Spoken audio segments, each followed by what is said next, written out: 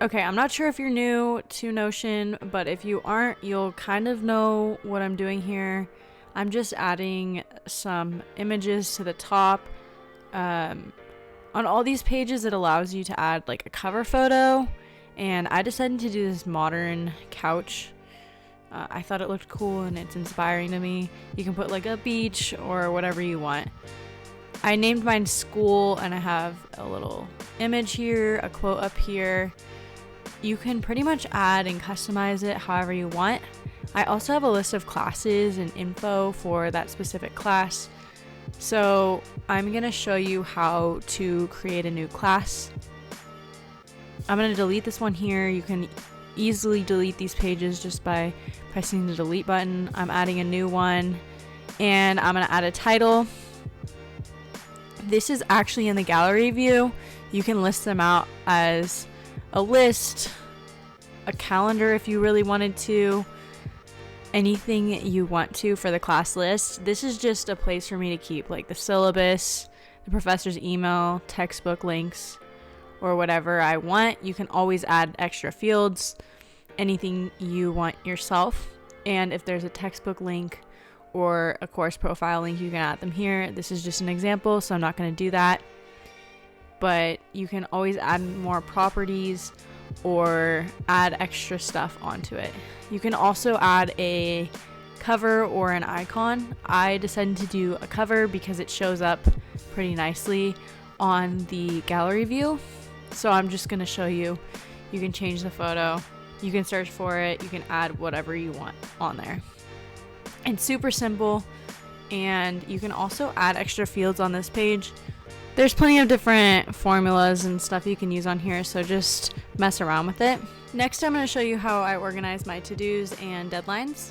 I really like the simplicity of this, and I've given this template to a couple of my friends now, and they all like it. You can always add in extra stuff to yours, but mine, I just have a status, a course, the name of the item, the type of assignment it is, the deadline, and the amount of days it has left. You can always change the type to whatever you want. If these categories don't work for you, you can always add your own. And it's super easy to just click on one or type in another field. I was previously using a bullet journal, and I just got very consumed in making my bullet journal look really pretty. I needed to go back to something with a to-do list and everything like that. And maybe in the future I'll go back to my bullet journal, but for now this is working, and I've done it for like a semester now. So it's super easy to make a new to-do. You press the little new button, you type in what you need, you select the type, the due date, and there's a formula on the right that calculates the days left that you have. Once it gets really close to the day, it'll start giving you a warning like tomorrow or today. It's super easy. So when you click the checkbox, it'll go away. It actually doesn't delete it, but it goes into another view. And I have a completed view for you guys, so you can always see which ones that you completed. And if you uncheck it, it'll go out of the completed and into the to-do. You can make many different views and just base them off of the different columns. So I'm going to show you what a filter looks like. So this one is where status is unchecked. So that's all the to-dos. I could make it checked, which would make all of the checked ones appear and the unchecked leave. And the completed is actually the opposite, and the filter is where status is checked. You can mess with this when you get the template on your own, but I have the to-do and filtered by type. You can also add another column. I think this is good if you have a note that your professor gave you. You can add a phone number, anything that you really need. There's tons of different options, and I just suggest that you mess around with it. So let's say that your professor gave you a little hint on a problem. So just the page number and what number it is, and you can just write a little note to yourself. This might not be a column for everyone, but if you need something like that, there's always the option to add extra columns for notes or, you know, someone's phone number if you need it. It's just super helpful to have different tools at your disposal. For now, I'm actually going to delete mine because I want to keep this as simple as possible for you guys. I'm also going to show you can hover over the top and add a cover if you guys want to make it look like your own. I'm going to delete it because on my personal one, I like keeping it clean. But if you guys want to add some photos, you know, maybe change this out every month or based on the season, whatever you guys feel. I'm just looking up like a homework one. And it looks perfectly fine. I just want to keep it as clean as possible so you guys don't feel the need to have a photo out there if you don't want to. Now you guys might be wondering, how do I get this template? And I'm going to show you how to do that. Notion is completely free. There are options to get higher levels, but you don't necessarily need that. Students also get a personal pro plan with their email. By clicking the link in the description, you can get to the template and just press duplicate in the top right corner. It'll make you log in to your Notion or just create one if you don't have one. And then it'll bring you to this page and it'll be duplicated into your personal notebook. And here you can edit. I'm just showing you, this is the online version. I'm not sure if you can make the online version dark mode. I haven't really tried it, but I have mine in dark mode on the app. And that's just in your settings. So here's the deadlines. You can edit it just how I was showing you, add new columns or new tasks. Okay, so this is how I'm gonna do a schedule because Thomas Frank came up with a pretty genius idea to make sure that you don't forget to add it for next week. Recurring tasks don't actually work in Notion, but this is a workaround. So I basically added extra columns to mine. I added a course and a location and a time. I also added a column for the day of the week because I like seeing that.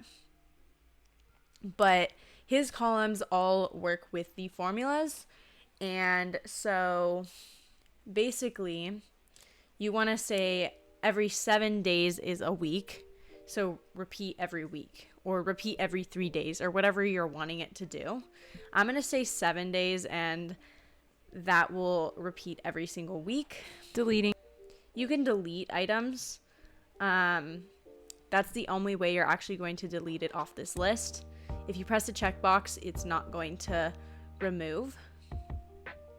But that will just be a reminder that, hey, I need to move it to the next due date.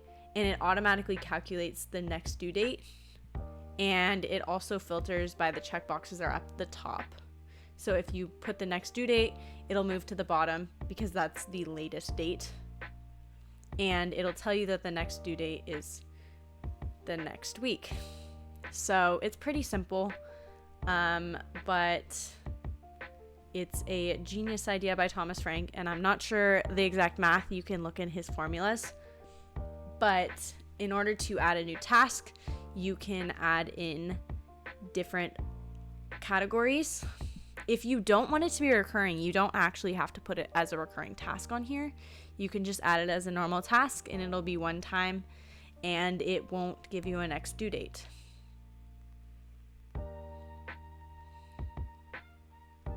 However, the whole point of this is so that you can do recurring tasks for a schedule.